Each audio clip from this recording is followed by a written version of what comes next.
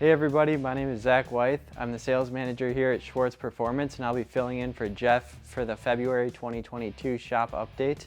We had a lot going on this month. We have a couple new projects that you guys haven't seen in the past.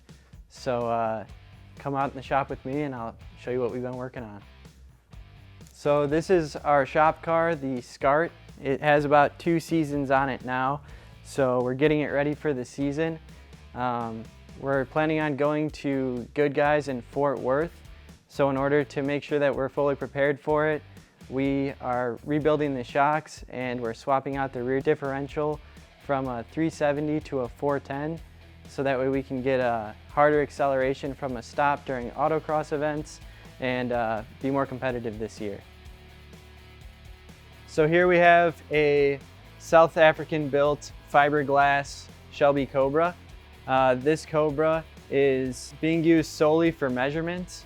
We are not actually going to be putting a chassis under this car, but we're going to be constructing a chassis to accept a complete carbon fiber body. The customer came to us to have a G-Machine chassis built for these cars because it's going to be making about 800 horsepower and the stock chassis just aren't strong enough to support that power. So we're going to go from a tubular chassis design to traditional frame rail with square tubing like we use in our G-Machine chassis. This is kind of unique because the passenger compartment is so far back that our independent rear suspension system is not going to fit. So we're redesigning an entirely new independent rear suspension system specifically for the carbon fiber Cobra. And in addition to that, there's an inner structure on this car, and the inner structure is made to work with the fiberglass body. So we need to retrofit and redesign the inner structure so it accepts the carbon fiber body. And that is why we have dust all over this body. We used our 3D imager to completely scan this car, and then we're going to get the chassis drawn up in CAD and we can start construction of the actual metalwork. So things are moving along well in our chassis department. We've implemented another jig table, so all of our customers who have been waiting for their chassis should be getting them sooner than expected.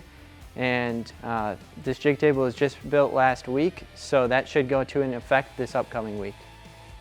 So here we have a G-Machine chassis for a 1971 Cuda. This chassis has been equipped with an independent rear suspension system, the big Bear brakes, and this customer also purchased a red-eye engine from us and a 4L80E automatic GM transmission that we have built to support 1,000 horsepower, and then we made it to the back of a Gen 3 Hemi. So I'm excited to get this one to the customer, and I look forward to getting updates from his build. So here we have a 1973 Monte Carlo. I don't think that this car has been shown in the past shop updates, but it's for a local customer, and he wants to go with a stock looking appearance, but he wants it to look like a resto-mod. So what we did is we got it blasted and epoxy primed, and now we're going to bring it up to the body shop and we're going to start the rust repair. Last week this body was fit to its G-Machine chassis. This car is going to have an independent rear suspension system, and it's going to have a 1,000 horsepower LS3. Stay tuned for the next update because we are doing some modifications to the rear fenders and they may be a little wider than they are right now. So here we have the 1972 Hellcat Cutlass. We've recently wrapped up the inner fender wells on it to support the 22-inch wheels that are going to be stuffed up in here.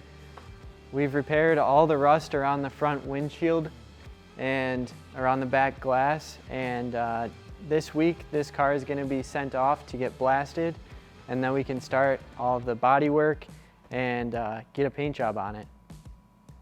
So above me we have this Mercedes 450 SLC, and we've done a lot of work. It looks a little bit different than it does last month. The best part about building a car is you get to build it twice.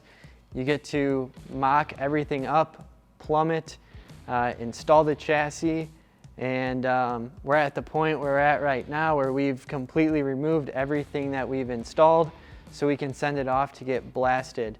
You're going to see a trend here. We have a couple of cars that are nearing completion in the fabrication stage that are going to get paint and bodywork. So this being one of them, it should leave next week along with that Cutlass that I spoke about. And next time you see it, it'll probably have a paint job on it. So behind me we have this 1966 Chevy II. We started with the exhaust fabrication this month and we're about halfway done. The entire exhaust is going to be a full 3-inch mandrel bent, TIG welded stainless exhaust with cutouts. So it can be quiet when he wants, and then if he wants to get rowdy, he can open up the cutouts and then listen to the engine scream. So this past month we've done a lot of work on this Eleanor Mustang, trying to get the body in as best of shape as we can. Jim has focused a lot on the back portion of this car, trying to make sure that the bumper and the body lines up correctly around the taillight housing.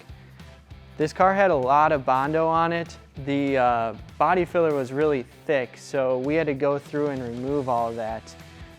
You don't want a lot of body filler on a car underneath the paint because over time it tends to crack as the body flexes, and then when it cracks you're going to see that in the paint and it's going to have to get repaired. So we like to strip it down to bare metal so that way we can put a very light coat where necessary, and we try to use as little body filler as possible. This way the paint job can last a lifetime. This LT4 powered Mustang Coupe's coming along nicely in final assembly. We have installed the gas tank, installed the entire exhaust, and as far as the interior goes, we got the steering column in. We're using an electric power steering column in this Mustang, which is something that we hadn't done in the past. It will really clean up the engine compartment, so we no longer need to have a power steering pump, lines, or a power steering reservoir. In addition to that, we got the taillights in, miscellaneous trim throughout the entire car, and it's coming together nicely. A couple other items worth mentioning in the engine compartment is we have the intake routed into the inner fender panel. In addition to that, we have mounted the B-Cool radiator, the intercooler, and the condenser. We also have the grill installed and the PCM mounted on the passenger side inner fender well. So over the past month, we've made a lot of progress on this 1963 Nova. We've bedlined the entire underneath of the car, have it mounted on its G-Machine chassis, and we have the LS3 E-Rod connect and cruise with catalytic converters and a full EVAP system, so it's EPA compliant for this customer out in California. We also have the dash installed with a Classic Instruments cluster. We've started mounting the air conditioning and we're in the process of completely installing that system. Something unique about this G-Machine chassis is we mounted a trailer hitch on it. So now the customer can put a bike rack on it if he wants to take it out to a track or do some road events with it. He can pull a trailer with his tires and tools. So that's something that we offer on any G-Machine chassis if you are interested. Well guys, that's all we have for this month. Make sure to like, comment, and subscribe to our YouTube channel. Go back and check out our previous shop updates. Give us a follow on Instagram and Facebook, and we'll see you next month.